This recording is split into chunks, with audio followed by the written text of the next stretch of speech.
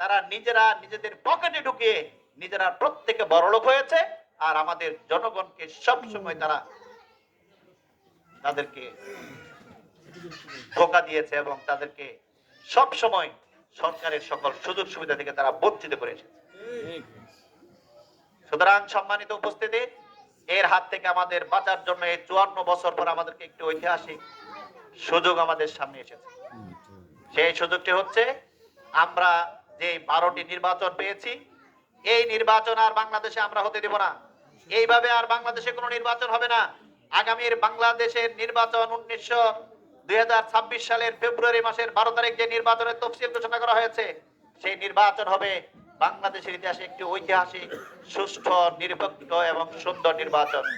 যে নির্বাচনের মাধ্যমে এই দেশের মানুষ এই গত 5 আগস্টের পরে এই জাতির মানুষের মধ্যে যে দৃশ্য তারা দেখেছে, একদল দেশ গড়ার জন্য, একদল মানুষের জীবন নিরাপত্তা দেওয়ার জন্য, একদল আমাদের দল, মত, ধর্ম, বর্ণ নির্বিশেষে হিন্দু ভাইদের মন্দির পাহারা দিয়ে সারা দেশের প্রত্যেকটি মানুষকে নিরাপত্তা দিয়ে রাখার জন্য নিজেরা যেভাবে আগলে রেখেছিল, আমাদের দৃঢ় বিশ্বাস তৈরি হয়েছে এই গ্রুপটিকে, এই দলকে আগামী দিনে তারা নির্বাচন করার জন্য সিদ্ধান্ত গ্রহণ করে ফেলেছে। এই কারণে এখন অনেকের মাথা খারাপ হয়ে কি খারাপ হয়ে গেছে, যারা 15 বছর 54 বছর যা করতে পারে নাই, গত 15 মাসে তারা যে জুলুম নির্যাতন করেছে, এই জুলুম নির্যাতনের কারণে এখন সব মানুষের মুখে আমরা একটি কথা শুনতে পাচ্ছি, সব দল দেখা শেষ, এবার সামনে ইসলামের বাংলাদেশ। এই কথা কি ঠিক না বেঠিক? দল মত নির্বিশেষে অসংখ্য আগে যে সকল দল দায়িত্ব পালন করেছে, কাজ করেছে, অসংখ্য এমপি মন্ত্রী যারা ছিলেন, তাদের নিজেদের দলের অসংখ্য লোকেরাই আজকে তাদেরকে ভোট না দেওয়ার সিদ্ধান্ত গ্রহণ করে।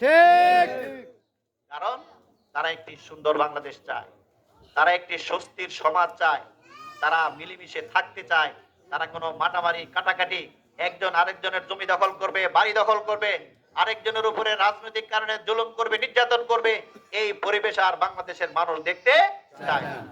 তারা একটি সুন্দর বাংলাদেশ চায়, একটি স্বস্তি চায়।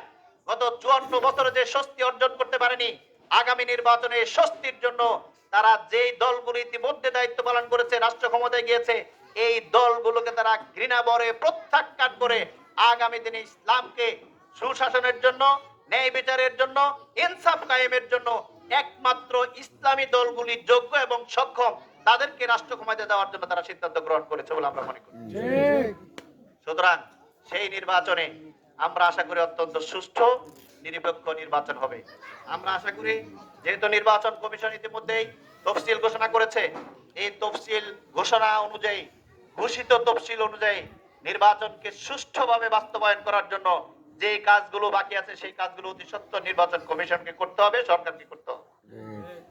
তার মধ্যে 1 নম্বর কাজ হচ্ছে মানুষকে জুলুম নির্যাতন করার জন্য যে ফ্যাসিবাদের যে শক্তি, সেটা অস্ত্র শস্ত্র, এই অস্ত্র শস্ত্র উদ্ধার করতে হবে। কারণ আমরা লক্ষ্য করছি, গতকালকেও আমাদের একজন জুলাই যোদ্ধাকে হত্যা করার জন্য গুলিবিদ্ধ করা হয়েছে। এটি নিঃসন্দেহে কোনো বৈধ অস্ত্র ছিল না, এটি একটি অবৈধ অস্ত্র। তাহলে একটি অবৈধ অস্ত্র কিভাবে এখনো বাহিরে থাকলো?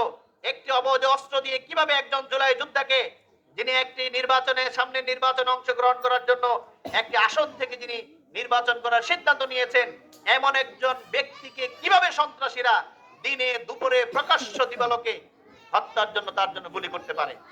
তাহলে কি আমরা তো এটাই বুঝতে পারি, যদি সেই ঢাকার বুকে পল্টনের জায়গায় যদি এরকম একজন জুলাই যোদ্ধাকে হত্যার জন্য গুলি করা হয়ে থাকে, তাহলে সারা বাংলাদেশের কোন মানুষ কি নিরাপদ আছে বলতে পারি আমরা?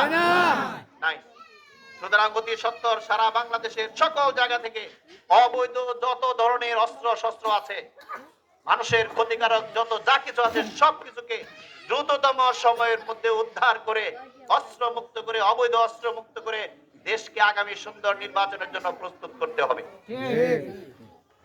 2 নাম্বার বিষয় হচ্ছে, শুধু অস্ত্র উদ্ধার করে শেষ নয়, আরো অনেক দায়িত্ব এই সরকারের এবং নির্বাচন কমিশনের রয়েছে। লেভেল প্লেইং ফিল্ড তৈরি করার জন্য, যেখানে যেখানে এখনো সমস্যা আছে, মানুষ যেখানে যেখানে এখনো কথা বলতে ভয় পায়, যেখানে যেখানে বিভিন্ন পেশি শক্তি নতুন করে আবিষ্কার হয়েছে, যেখানে যেখানে প্রভাব সৃষ্টি করার জন্য চক্রান্ত করা হচ্ছে, সেই সব জায়গাতে দৃষ্টি দিয়ে সেখানে লেভেল প্লেইং ফিল্ড তৈরি করার জন্য কার্যকরী পদক্ষেপ গ্রহণ করতে হবে। দ্বিতীয় এবং তৃতীয় যে কথাটি বলতে চাই, সম্মানিত উপস্থিতি, আগামী নির্বাচনে এই 54 বছরের ইতিহাসকে সামনে রেখে আমাদের দেশের সারা দেশের 300 আসনে